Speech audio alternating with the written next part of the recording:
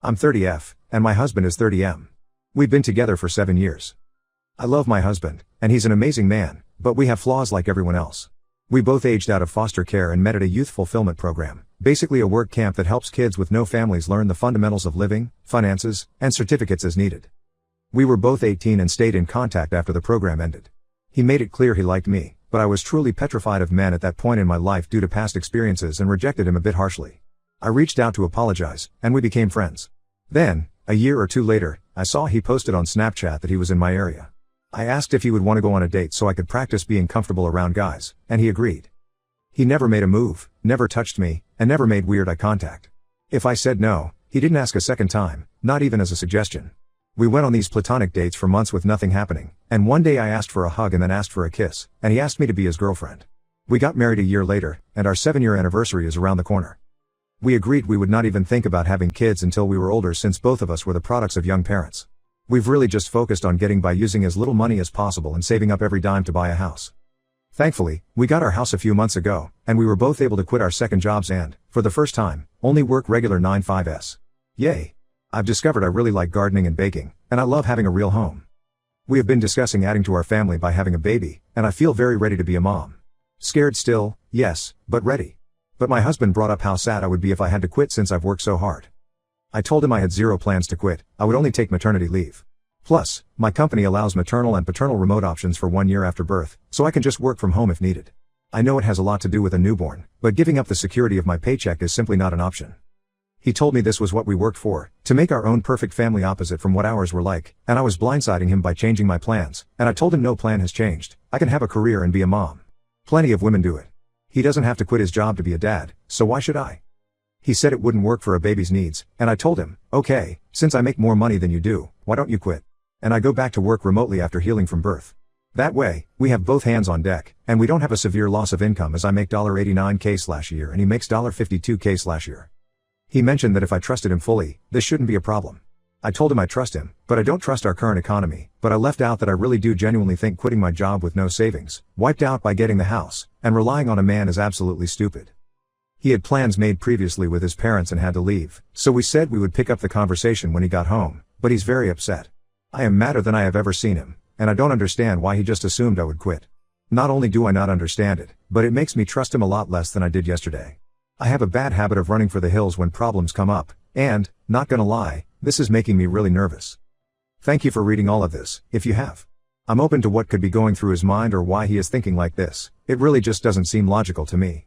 He's been watching all of these videos of stay-at-home wives and girlfriends, and I feel like this is influencing him a lot. Edit. There was an update to this post that got deleted. We are no longer together. Update 1. It's been a few days since he came home and told me he met a girl at work and that she's a better woman than me and that she has a son already and will be a stay-at-home wife or girlfriend or whatever the fuck. He gets his happy ending, I guess. He texted me right before I got off work and asked me to pick up food from one of our usual date night spots. I got home and noticed his car had boxes in it and a woman I didn't know. I tried opening the door, but it was locked, and she just looked at me. What little was left of our savings, he took. And both of our cats. I didn't see this coming at all. I haven't told any of my friends yet. His adoptive parents have been dropping me off food that I can't even force myself to eat. I haven't cried yet. I'm kind of still in shock. I wish I had a family to run to. But for now, the internet has to do. I haven't answered any of his calls or texts. He keeps trying to check in, asking if I'm okay. How the fuck would I be okay? I never thought he would cheat. I asked him to promise that if there was ever someone else, he would just tell me as soon as he knew, but they'd been together for at least 6 months.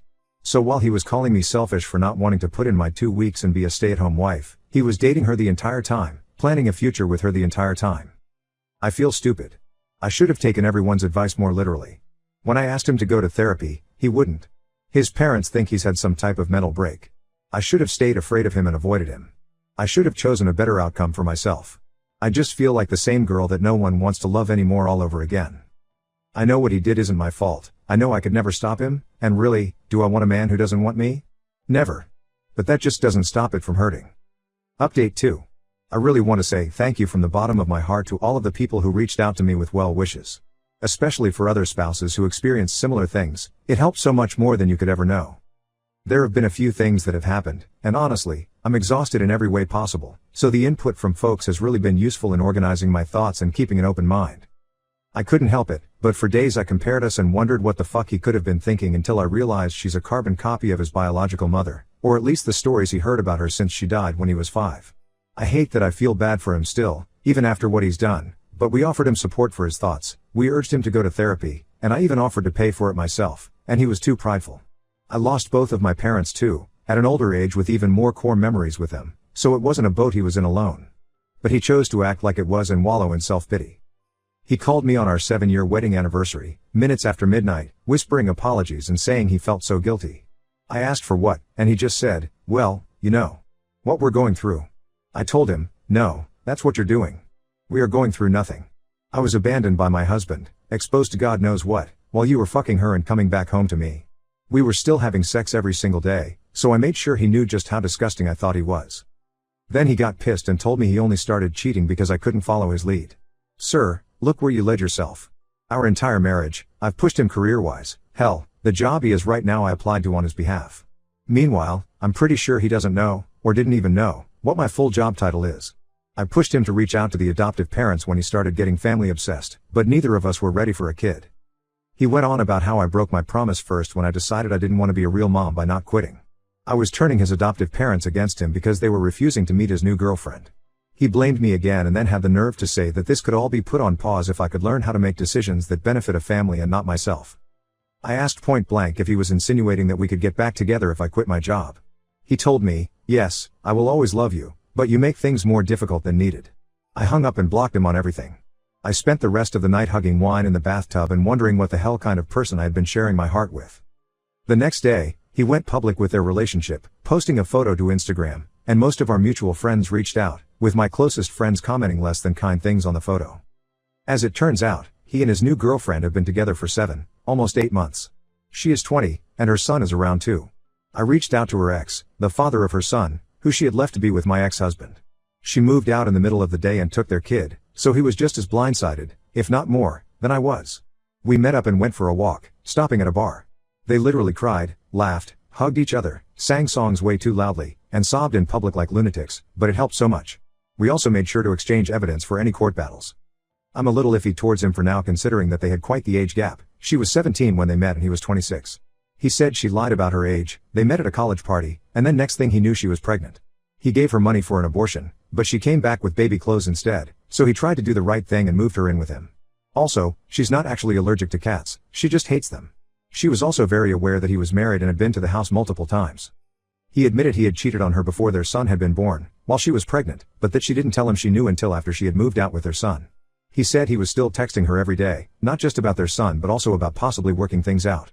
He wants her back, but she seems to be head over heels for my husband, just like I was. I told him good luck, but yeah, that's not the direction I'm going in at all. This time he made his bed, and he will lay in it for good. Our chances of reconciliation are 0. I have never accepted someone back into my life after a betrayal, and it won't start now. At first, I wanted to make sure the divorce was as short and simple as possible, even if it meant giving up some things, but after that conversation, I decided I'm fighting tooth and nail for everything I can possibly get. I live in a no-fault divorce state, but my state does have special laws for adultery. You can still sue for it here, and the divorce attorney I've consulted said it looks pretty good that I won't have to pay him alimony. He also told me to look into every single banking transaction in my accounts, as he did not think they got an apartment on his income without some extra cushion, aka my money, and he was right. Last year, my ex-husband told me he got really into stock trading and asked if he could invest some of my money as well. Guess who was never doing any stock trading, and the screenshots he showed me were all fake or pulled from somewhere else, and he had been sending that money to his girlfriend or saving it for their new place. I've been pretty enraged since finding that out. He asked his adoptive parents to ask me to allow him visitation rights to see the cats after he had to give them back once he realized his new girlfriend is allergic to them. I relayed that he needs to first run me my fucking money and then take it up with the judge. I didn't think visitation was a real thing for pets, but according to my lawyer, it very much is. I officially filed for divorce yesterday, and he emailed me quite a colorful email about how selfish and bitter I am for not putting my pride aside, being so fast to file for divorce, and refusing to let him stop by the house to see the cats that now he's accusing me of cheating. I read somewhere that you never really know someone until you're divorcing them, and I can truly confirm that is true. I felt like you guys deserve some sort of update considering how much support I was given. I can't share more details for now, but I really thank you all again. I posted a separate post titled "Went on my third date after filing for divorce from my husband." Here it goes. I was stupid and got married at 23. We met in a foster youth program. Long story short, I didn't want to be a stay-at-home mom since I was the breadwinner. He found someone younger and dumber who would. I wish Reddit let you fucking change usernames, but here we are.